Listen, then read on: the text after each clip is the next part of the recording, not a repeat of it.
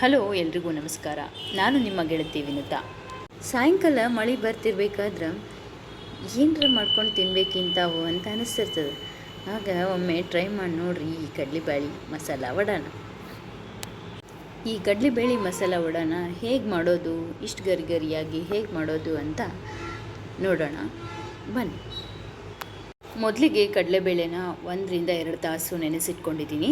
ನಾನಿಲ್ಲಿ 1 ಪಾವ್ನಷ್ಟು ಕಡಲೆಬೇಳೆ ತೊಗೊಂಡಿದ್ದೀನಿ, ನೆನೆಸಿಟ್ಕೊಂಡಿದ್ದೀನಿ. ಅದನ್ನು ಮಿಕ್ಸಿ ಜಾರ್ಗೆ ಹಾಕ್ಕೊಳ್ತಾ ಇದ್ದೇನೆ. ಈಗ ಇದನ್ನೇ ರುಬ್ಕೋಬೇಕು. ಕಡಲೆಬೇಳೆ ಹಾಕ್ಕೊಳ್ತಾ ಇದ್ದೀನಿ, ನಂತರ ಉಪ್ಪು ಹಾಕ್ಕೊಳ್ತಾ ಇದ್ದೀನಿ ಮತ್ತು ಹಸಿ ಶುಂಠಿ ಹಾಕ್ಕೊಳ್ತಾ ಇದ್ದೀನಿ. ಇವನ್ನೆಲ್ಲ ಹಾಕ್ಕೊಂಡು ಸ್ವಲ್ಪ ಮಿಕ್ಸಿ ಮಾಡಬೇಕು. ಇದು ತರಿ ಆದರೆ ಸಾಕಾಗುತ್ತೆ, ಇಷ್ಟು ಜುರಿ ಇದ್ದರೆ ಸಾಕಾಗುತ್ತೆ. ನೋಡ್ಬೋದು ನೋಡಿ, ಫುಲ್ ತಿಕ್ಕಾಗಿ ಸಣ್ಣಾಗೋದು ಬೇಡ, ಆಮೇಲೆ ನೀರು ಹಾಕೋದು ಬೇಡ. ನಂತರ ನಾವು ಮೊದಲಿಗೆ ಎಣ್ಣೆ ಕಾಯೋಕೆ ಇಟ್ಕೊಂಡ್ಬಿಡೋಣ. ನಂತರ ಈ ಮಿಕ್ಸಿ ಮಾಡಿಟ್ಕೊಂಡಿರೋ ಈ ಕಡಲೆಬೇಳೆಗೆ ಸಬ್ಬಸಿಗೆ ಸೊಪ್ಪು ಸಣ್ಣದಾಗಿ ಹೆಚ್ಕೊಂಡಿರೋದನ್ನು ಸೇರಿಸ್ಕೊಳ್ಳೋಣ. ಸಣ್ಣದಾಗಿ ಕಟ್ ಮಾಡಿರೋ ಕರಿಬೇವು ಮತ್ತು ಈರುಳ್ಳಿ ಕೂಡ ಸಣ್ಣದಾಗಿ ಕಟ್ ಮಾಡ್ಕೊಳ್ಳಿ. ಮತ್ತು ಕಟ್ ಮಾಡಿರೋ ಕೊತ್ತಂಬರಿ ಕೂಡ ಹಾಕ್ಕೊಳ್ತಾಯಿದ್ದೀನಿ. ಹಸಿ ಖಾರ ಹಾಕ್ಕೊಳ್ತಾ ಇದ್ದೀನಿ. ಹಸಿ ಖಾರನ ಖಾರಕ್ಕೆ ನೋಡಿ ಹಾಕ್ಕೊಳ್ಳಿ. ನಾನು ಸ್ವಲ್ಪ ಖಾರ ಜಾಸ್ತಿ ಬೇಕು ಅಂತ ಹಾಕ್ಕೊಂಡಿದ್ದೀನಿ.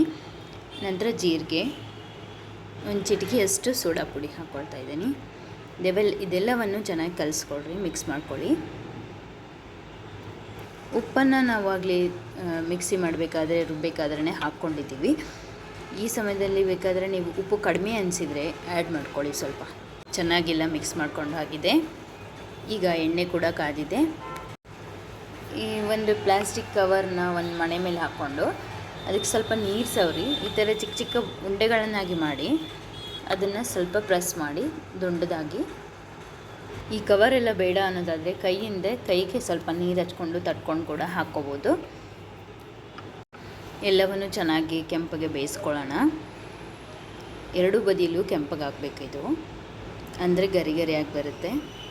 ನಾವು ಇದನ್ನು ಅನ್ನದ ಜೊತೆನಾದರೂ ತಿನ್ಬೋದು, ಟೊಮೆಟೊ ಕೆಚಪ್ ಜೊತೆನೂ ಚೆನ್ನಾಗಿರುತ್ತೆ, ಚಹಾ ಕಾಫಿ ಜೊತೆ ಹಾಗೆ ತಿನ್ಬೋದು, ತುಂಬ ರುಚಿಯಾಗಿರುತ್ತೆ. ನೋಡಿ, ಈಗ ಕೆಂಪಗೆ ಈಗ ಆದರೆ ಸಾಕಾಗುತ್ತೆ. ಈಗ ನೋಡಿ, ಎರಡು ಹೇಗೆ ಕೆಂಪಗಾಗಿದೆ.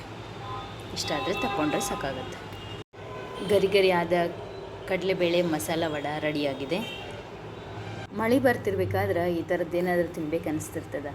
ಆವಾಗ ನೀವು ಇದನ್ನು ಒಂದ್ಸರಿ ಟ್ರೈ ಮಾಡಿ ನೋಡಿ. ಈ ವಿಡಿಯೋ ನಿಮಗೆ ಇಷ್ಟವಾಗಿದ್ದಲ್ಲಿ ಲೈಕ್ ಮಾಡಿ, ಶೇರ್ ಮಾಡಿ, ಸಬ್ಸ್ಕ್ರೈಬ್ ಮಾಡಿ. Thank you.